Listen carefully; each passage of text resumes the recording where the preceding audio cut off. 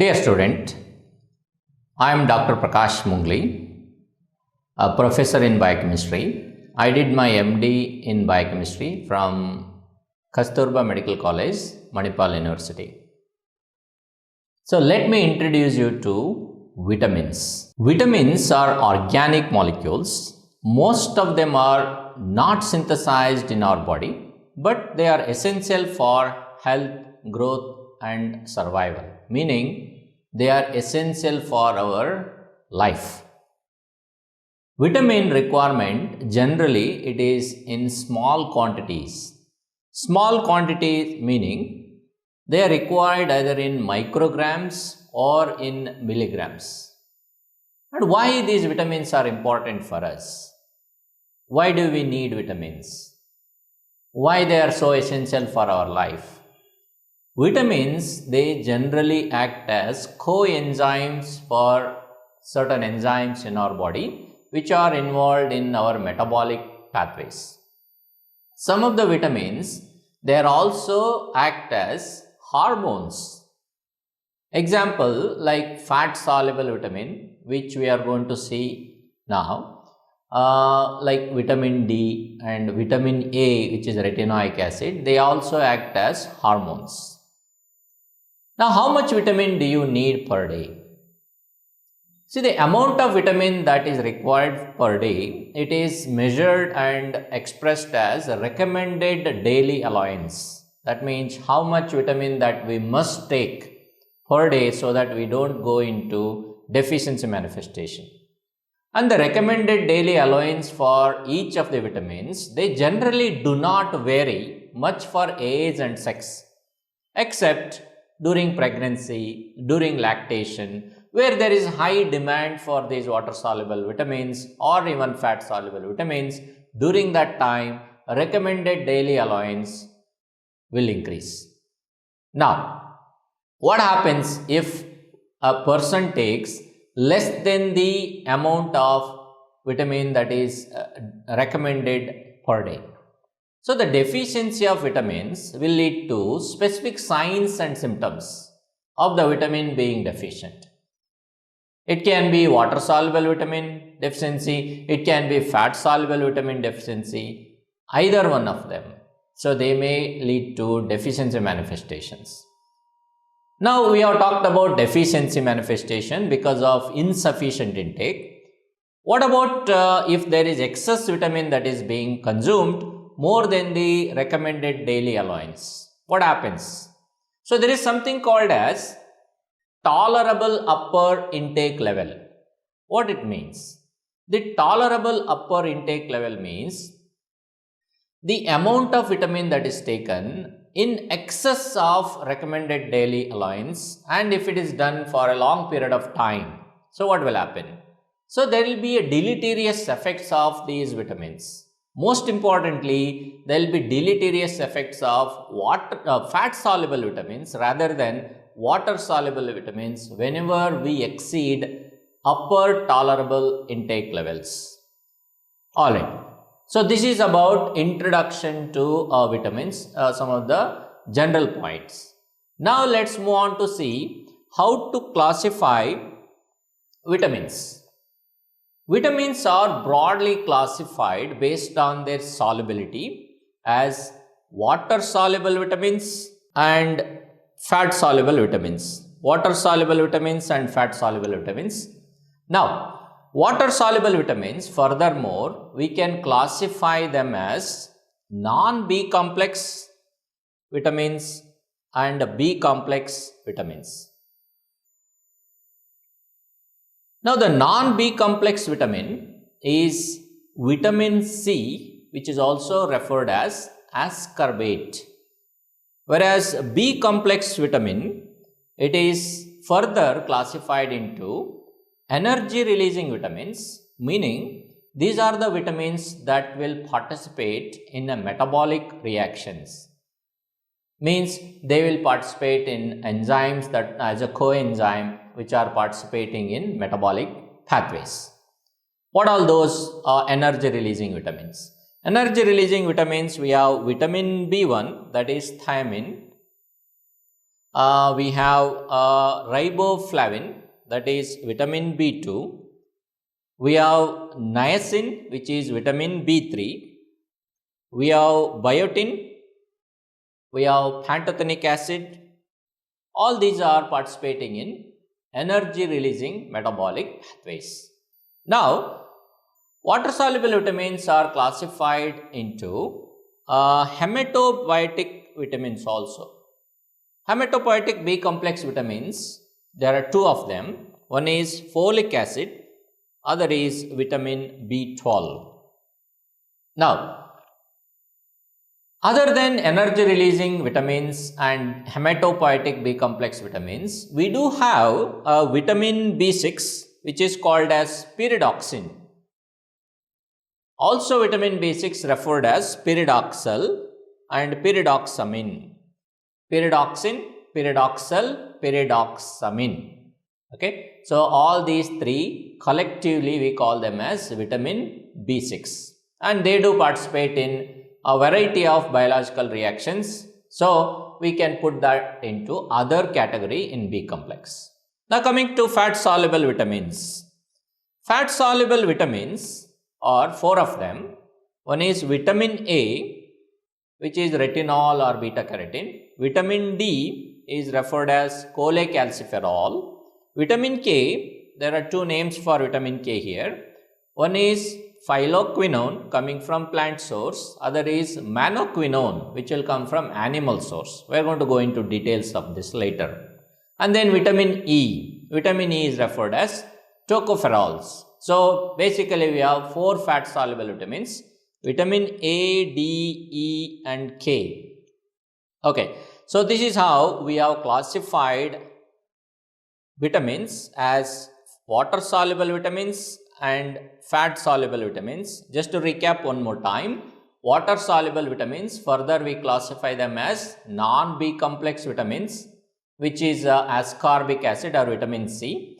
B complex vitamin, further we classify them into energy releasing B complex vitamins, hematopoietic B complex vitamins and other B complex vitamins.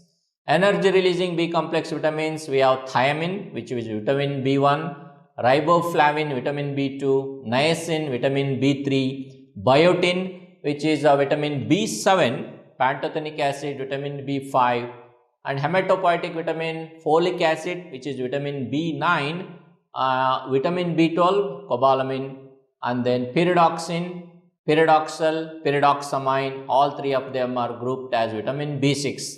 And fat-soluble vitamin category, we have vitamin A, vitamin D, vitamin K and vitamin E. Now let's move on to see water-soluble vitamins. Some of the characteristics of water-soluble vitamins.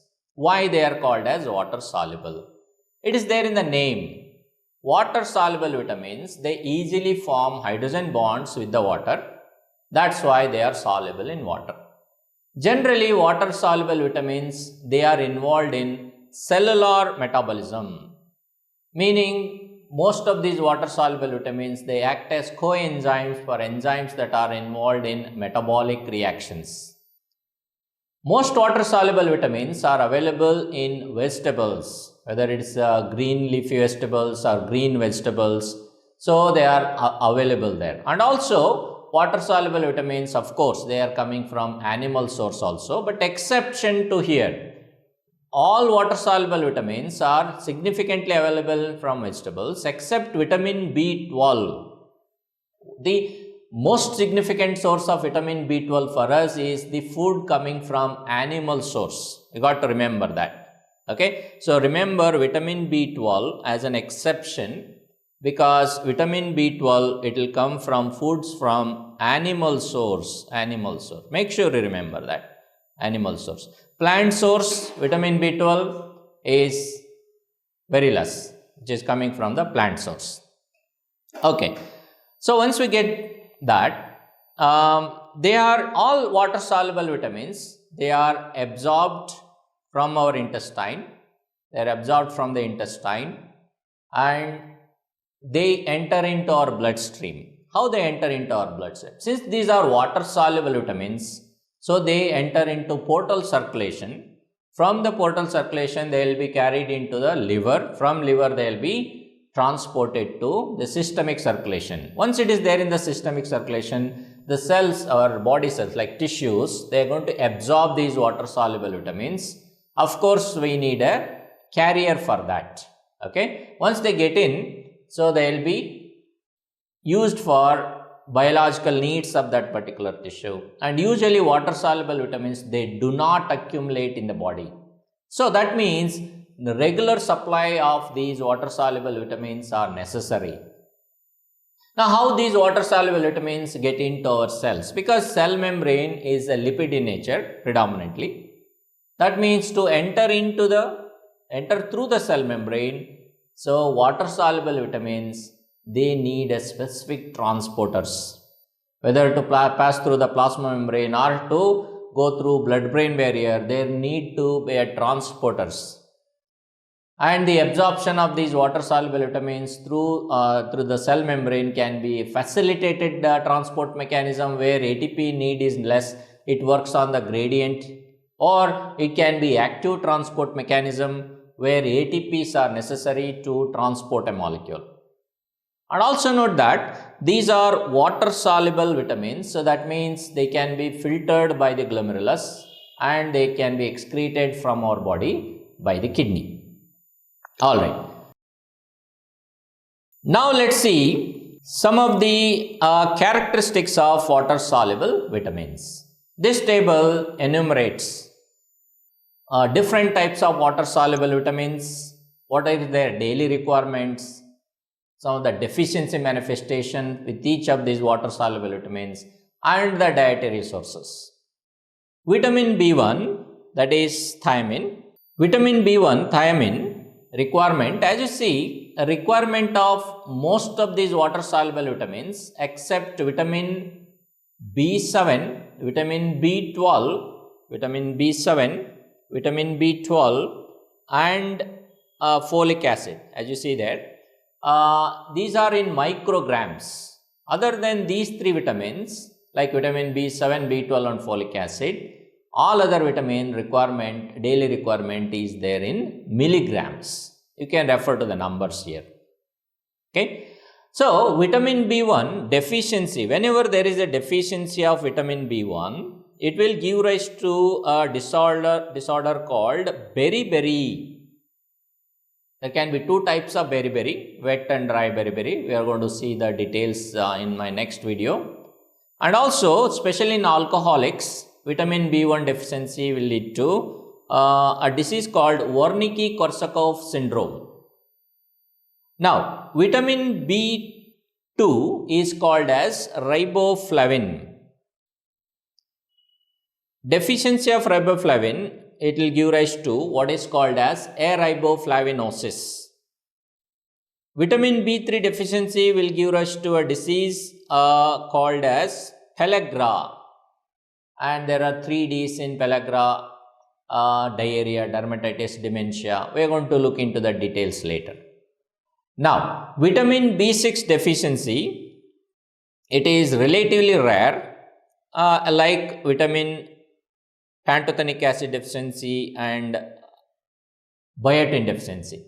Deficiency disorders are relatively rare unless accompanied by secondary events. We are going to look into details of secondary events, what causes these vitamin deficiency. Otherwise, these are rare disorders.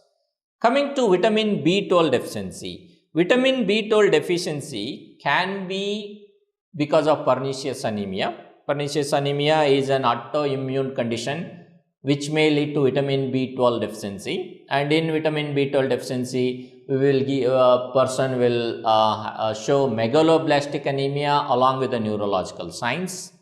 Whereas folic acid deficiency, patients will also show megaloblastic anemia, but generally these patients, they don't show neurological signs. That's the difference between B12 deficiency and folic acid deficiency. In B12 deficiency, so patient will show megaloblastic anemia along plus neurological signs. That's for vitamin B12 deficiency. Whereas for folic acid deficiency, patient will show only megaloblastic anemia, no neurological signs. We will understand why vitamin B12 deficiency leads to megaloblastic anemia plus neurological signs, why folic acid deficiency will show only megaloblastic anemia. We are going to understand that later. Coming to vitamin C. Vitamin C deficiency will lead to scurvy. Alright.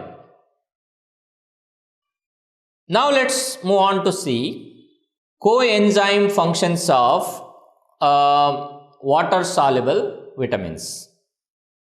Now some of the water-soluble vitamins, they act as coenzymes. Example here, thiamine pyrophosphate, which is an active form of vitamin B1. And then we have riboflavin. Riboflavin, it is active form of riboflavin is flavin adenine dinucleotide, and also flavin mononucleotide, FMN, flavin mononucleotide. These are the two coenzyme forms of riboflavin. Niacin, which is a nicotinic acid, nicotinamide. The coenzyme form of niacin is nicotinamide adenine dinucleotide.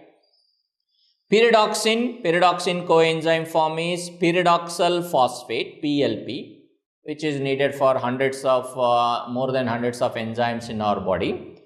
Pantothenic acid coenzyme A is the actually component of coenzyme A is pantothenic acid. And biotin coenzyme form is biocytin. Folic acid coenzyme form is tetrahydrofolic acid. There are a variety of derivatives from tetrahydrofolic acid. We are going to see what are the different derivatives of tetrahydrofolic acid later on as we move into vitamins. Cobalamin, there are two coenzyme forms that you must remember. One is methylcobalamin and other is deoxyadenosylcobalamin. Methylcobalamin is necessary for an enzyme called methionine synthase, which is involved in methionine metabolism. So the enzyme here which needs methylcobalamin is methionine synthase. We are going to look into the details later. Methionine synthase, that needs methylcobalamin. Whereas deoxyadenosylcobalamin, it is needed by an enzyme called methylmalonyl mutase. So we are going to see look at the details also as we go into cobalamin vitamin. And then ascorbate, as such it's an active molecule. So ascorbate is a coenzyme directly for certain enzymes in our body. Now let's look at fat-soluble vitamins. What are the characteristic features of fat-soluble vitamins? As the name says, fat-soluble vitamins, they are soluble in lipids, but they are not soluble in water. Why they are not soluble in water? Because the name says here, they are hydrophobic. Why? Because they have long non-polar hydrocarbon chains or a ring which is not soluble in water, so making it as hydrophobic. Now, fat-soluble vitamins, since they are hydrophobic, their digestion and absorption in the intestine is quite different than water-soluble vitamins. That means digestion and absorption of fat-soluble vitamins, it will go hand in hand with the digestion and absorption of dietary lipids. So I'll write it here. Dietary lipid, digestion and absorption, it will go hand in hand with fat-soluble vitamin digestion and absorption. Okay. Now, what actually happens? So, in the intestine, because dietary lipids and fat-soluble vitamins, they both are hydrophobic, they collapse and make a mass, hydrophobic mass. When this hydrophobic mass happens, basically lipid along with fat-soluble vitamins, so at that time, bile acids, they will coat these lipid molecules. I am explaining you briefly how these dietary lipids and fat-soluble vitamins are digested and how they are absorbed and how they are carried in the circulation. Okay, so this hydrophobic lipid is collectively aggregate together because of the hydrophobicity, and it is coated by amphipathic molecules, bile acids and bile salts. I'll write it as bile acids. Bile acids are amphipathic molecules. That means it has a polar head and non-polar tail, and the non-polar tail is the one that will go and interact with the dietary lipids and fat-soluble vitamins in that mass, and outside is hydrophilic head which is interacting with the water. So the lipids inside, they will be digested by pancreatic enzymes which will break down complex lipid into simpler form, and once that happens, so the micelles which are coated by bile acids and bile salts with the lipids inside will be converted into what is called as mixed micelles. Micelles will be converted into mixed micelles, and these mixed micelles are absorbed by, basically they will be interacting over the surface of jejunal epithelium, and the contents will get inside. And once the content diffuses inside, in the enterocytes, there will be re-esterification of these molecules, and they will be loaded on to a protein called ApoB48. Let me explain that to you now. So far what we have seen is lipids are digested within the micelles coated by bile acids and bile salts, and once the digestion happens, once the complex lipids are converted into simple lipids, we refer that molecule as mixed micelle, and the mixed micelle will interact with the jejunal epithelium, and the contents will go into inside the cell, inside the enterocyte by mostly simple diffusion. Once inside, they will be re-esterified back into the complex form, and they will be loaded on to a protein called ApoB48 in the enterocyte. And this ApoB48, now it is loaded by all these lipid molecules, okay, so coated by ApoB48 protein, and it will be secreted into the lymphatics. This is a big molecule which is formed now called as chylomicron. So basically chylomicrons are synthesized in the enterocytes, and chylomicrons are big in size. That means they cannot go into the portal capillaries because the fenestrations or the openings in the portal capillaries are relatively small. So that's why they will be entering into the lymphatics, because fenestration or the openings in the lymphatic capillaries, they are much bigger than the portal capillaries. That's why chylomicron enters into lymphatics, and once they get into lymphatics, so they will find their way into systemic circulation, and once they are in the systemic circulation, there will be metabolism of chylomicron, offloading some of its lipid content, and then they will enter into liver. Basically the contents in the chylomicron, which is dietary lipids along with fat soluble vitamins, will be carried from the intestine to the liver in the form of chylomicron. Remember that, chylomicron. That is the molecule which will carry dietary lipids from the intestine to the liver. Make sure you remember that. Chylomicrons are the carriers of dietary lipids and fat soluble vitamins from the intestine to the liver. Okay, what happens to these molecules in the liver? Liver will use some of this dietary lipids and fat soluble vitamins, and rest it will just export it out of the liver into the systemic circulation. From there it is carried to all the tissues of our body, and they are going to use that for whatever the purpose of these molecules. And this is how fat soluble vitamins are digested and absorbed from the intestine into systemic circulation, and from there carried to the liver. And make sure you remember, there is a need or requirement for digestive enzymes coming from the pancreas. There is a requirement of bile acids and bile salts for this process, and also intestine must contract to make micelles. Any issues there may lead to deficiency manifestation. We are going to see that as we move on. Now, that's about digestion and transport of fat soluble vitamins. Now, coming to the storage. Fat-soluble vitamins usually stored in significant quantities, especially in the adipose tissue and also over the cell membrane. And since these are fat-soluble, so they are kind of stored there for a long period of time. That means they are not leached out quickly. That means getting into deficiency manifestation of fat-soluble vitamins, it takes time. And also, deficiency manifestations generally occur during prolonged deficient intake in the diet. And also, deficiency manifestation of fat-soluble vitamins are associated with some of the fat malabsorption disorders. What are the fat malabsorption disorders that we know of? Just to give example, some of the fat-soluble malabsorption disorder or fat malabsorption disorder or cystic fibrosis, exocrine pancreas is affected in cystic fibrosis, or bile acid insufficiency, like where there is a stone in the common bile duct, not allowing bile acids to get into the duodenum, to participate in micelle formation like emulsification. We are going to see that, what exactly is emulsification later. So, any issues here with the dietary lipid digestion and absorption may lead to deficiency of fat-soluble vitamins. Coming to what is the deleterious effects here with fat-soluble vitamins.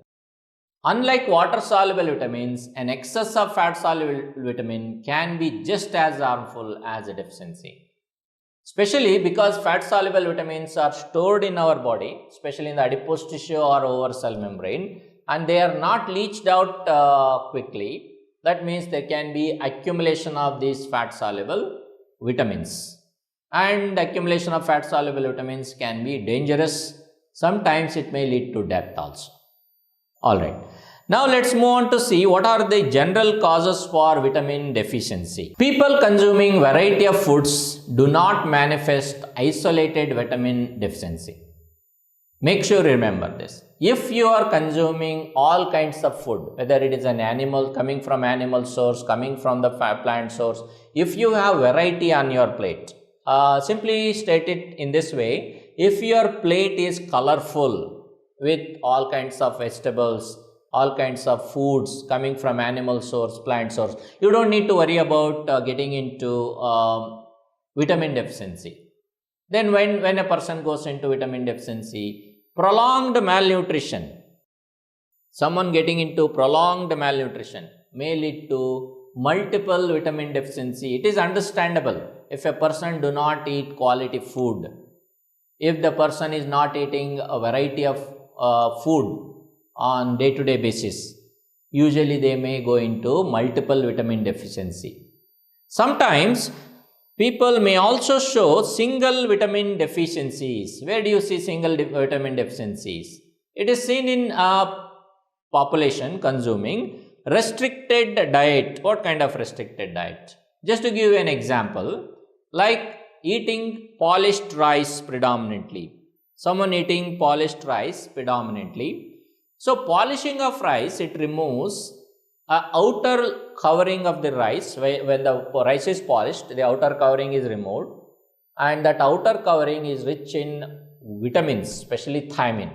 So, people eating polished rice predominantly, they may go into thiamine deficiency, and this is seen especially if the person do not add significant quantities of greens, green leaf vegetables, animal derived food. If the predominant calorie coming from the diet is only polished rice, they may go into thiamine deficiency. Now, single vitamin deficiency can also be seen in vegans, where vitamin B12 deficiency is commonly seen in a person maintaining vegan diet. Vegans means a person who doesn't consume anything that is coming from animal source directly or indirectly, including milk, egg, all that, meat. So, because cobalamin is coming from, significantly coming from the animal source, food derived from animal source. So, vegans, they most likely go into cobalamin deficiency. Chronic alcoholics may go into thiamine deficiency compared to any other water-soluble deficiency, because alcohol itself, it is referred as anti-vitamin. That means alcohol interferes with the absorption transport and storage of thiamine or any other water soluble vitamin. So when it comes to alcoholics and vitamin deficiency, thiamine is the most worstly affected vitamin in all alcoholics. Make sure you remember that. If in the choices, if you see multiple water soluble vitamins being mentioned, and in that if thiamine is also mentioned, so your first preference should be given to thiamine there.